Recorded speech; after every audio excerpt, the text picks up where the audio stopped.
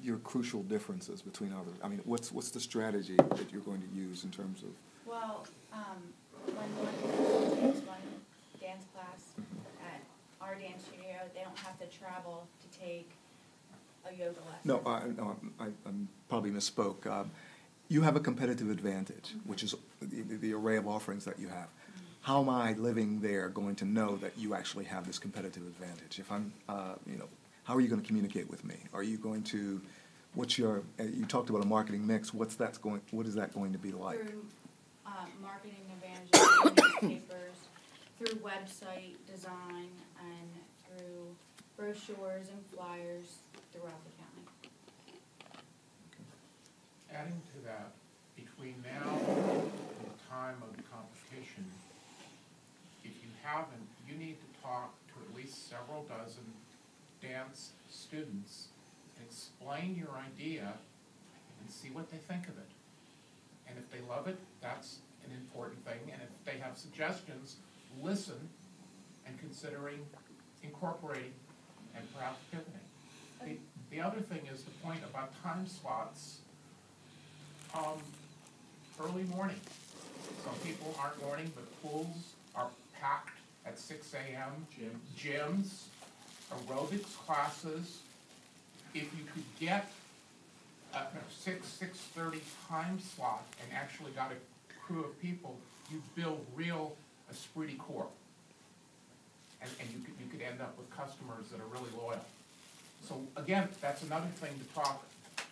Go to some dance, you dance, talk to people.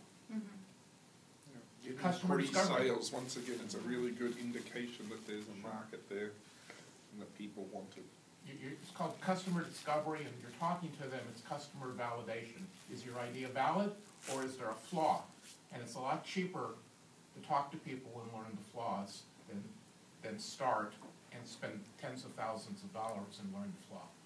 Some people have even gone out and put Craigslist ad out saying opening soon, click here if you're interested in signing up for classes, and then you call them back when you get the number and say, what are you interested in and what price range and where do you live and all the rest of it, and get that information. Just give me another thought, because the middle of the day, when using it. your target audience is either working or in school, you're wide open to the seniors.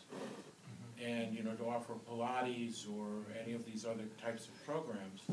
So that might be another area, is to look around and see where the senior population is, potentially even some of the assisted living facilities, because most of those have transportation available to their residents.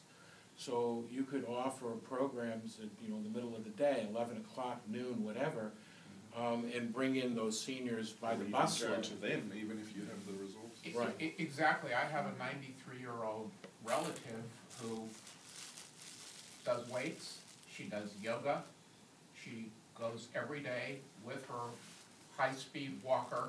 So I call it the racing walker. Talk about the producers. No tires on it.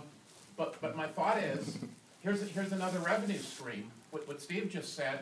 Yes, you could bring people, seniors, but people who need a bus, it's pain getting on the bus. Hire your people, go there, put your name out, get in every assisted living, large assisted living place in the county and beyond. You could be 100 miles away and hire somebody to do that.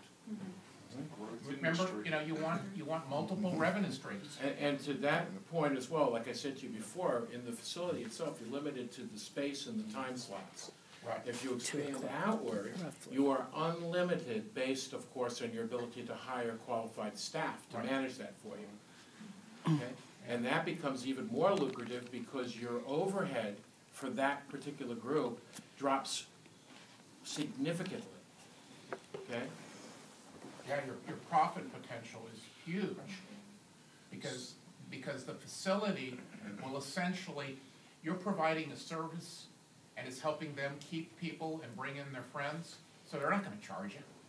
They're going to pay you at some point. Actually, yeah, you could put a minimum that if there's less than 6 people, that they pay you because you're providing the service. Right. Yeah, you need to. The biggest problem with any type of retail or storefront services is you are limited to the space and the time slots. That's why when you see some really successful retail, all right, it's not a single store. Single store retail, they barely break even. You see the expansion into the chains, okay? 5 stores, 7 stores, 8 stores. That's when they start to really make money because they're not able to net enough because of the overhead.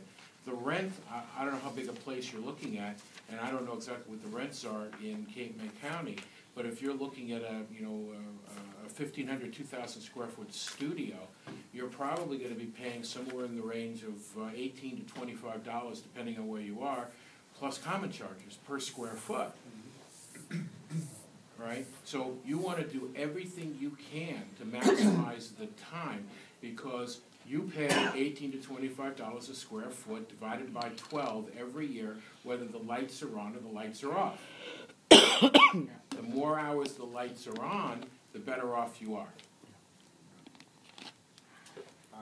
Just 2 more comments. One, just for presentation purposes. One is that it doesn't look good in these sort of things to go straight into lots of revenue in the first month. You're sort of assuming you're going to have all these classes full of people, 10 people per class just straight off the bat, and that is a very unrealistic assumption in something like this, unless you can demonstrate you have pre-sales or, I'm not opening the doors until I get to these 10 people signed up in every class. A lot of your students are going to be there for their free lesson. Right. You offering that sort of marketing and so forth, One other promotion. presentation comment, rather than reading the slides, try to get some of the information, in your brain, and perhaps enliven it with some visuals of people dancing and That was my second the point. experience. I was going to make a lot of the dance things. Take pictures of pole dancing and belly dancing, just put it on the screen, and talk to the points that you want to make. Put less is more in terms of there, and instead of reading things, just put a visual that explains what you're going to talk about on that side, and it's more visually interesting for them. I would even raise the stakes if you have the opportunity, a video clip. I tried, and I couldn't figure out how You couldn't to figure do out how it. to embed the video? Yeah, I just couldn't figure out how to incorporate Make the video. a video. But We can- I'm sure there's canned videos of dance studios. Doesn't have to be yours. You grab it and embed it. I'm trying to remember. I actually was the online judge for your presentation. Did I ask you the question about sibling discounts and stuff like that? What was that? About sibling discounts. So, for example, you Yeah, get one. yeah. Yeah. Okay. And because that will also change your sales number, because X amount of that is going to be freebies. So the freebie amount of whatever percentage you figure should go into marketing expenses, because it costs you the same per student in terms of teachers and liability and gas, electric, everything else, if that student is there for free or whether it's full revenue. And the same thing goes for the percentage of free students that are coming in for their free month or free whatever you're going to do, which I believe is Dr.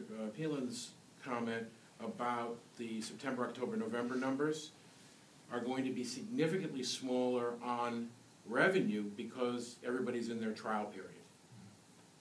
And this is the kind of sophistication that could make the difference, that makes the difference in convincing the judges that you know what you're doing. Because you've thought about, it's going to start, it's going to be free. There's always going to be some free people, and that's part of my marketing. And it's showing, you want to convince the judges that you're a dancer, you know how to run a dance studio. You've got the tacit knowledge of what goes on, and the numbers are just illustrating your knowledge. Right. And expand it. I mean, add lines to it that kind of talk about all these different things that show that you've thought about it. Mm-hmm. It's not so cut and dry. Yeah. Because the chances are of you getting to those kind of numbers of revenue within the first 6 months are slim. You're going to have some ramp time. And December, I see you've got a hike. December will probably be one of your slowest months, unless you're doing something towards a regional competition, or you're doing some kind of a holiday pageant, or whatever you're gonna do, because people they're focused on other stuff. And usually by the end of December, if people are going away, they're going away right after school gets out, which is usually 2 or 3 days before Christmas, and they don't come back until the beginning of January. So you need to be, somewhat cognizant. If you were in retail and you were selling goods, I would say absolutely leave December as your high number, because if you don't do, theoretically, the rule in retail, if you're not doing 40 to 50% of your business in November, December, January, you're in trouble. But in your environment, you'll probably see a decline in enrollment. People will not come for December, but they'll come back in January. I mean, you might even close the last 2 weeks of December Nobody's gonna be around. and just plan that in. And so, of course, your revenue is gonna be cut in half, but your expenses, except for your instructors, will remain. Well, I assume you're paying your instructors hourly, right? Right. So they're only getting paid when they actually instruct. Right. Got it, okay. Yeah, it'll lower your expenses because you won't have electricity and all that other stuff going on. You still got the rent. The rent is a constant. And insurance. And insurance is a constant. One other thing, earlier in the presentation, you referenced positive sales in 2019. Is that when you anticipate paying off the debt? Because you're showing a positive. We are actually, let me go. Now that I'm gonna change it, the long-term debt would have been paid off completely by the 3rd year. But you're profitable before that. Right. Even Yeah, amortizing so- the debt, I think that's where you're going. Yeah, that's what it's like the two things aren't. Positive sales is not a normal business term, so Right. things like profit or debt-free or something like that would be more understandable to them. 2019 is 6, 7 years from now. It's just a big red flag for everybody. I think it hurts your presentation to talk about that. Yeah. How did you factor the income tax also? Are you incorporating as an S, a C, or an LLC? Well, after last night learning about how to do it in my financial class, I figured out that it's completely wrong. Okay, so Everything you know is wrong. That's why we're all here. Yeah. So how are you incorporating? Are you gonna do an LLC? Um, Or an S or a C? You know all the differences?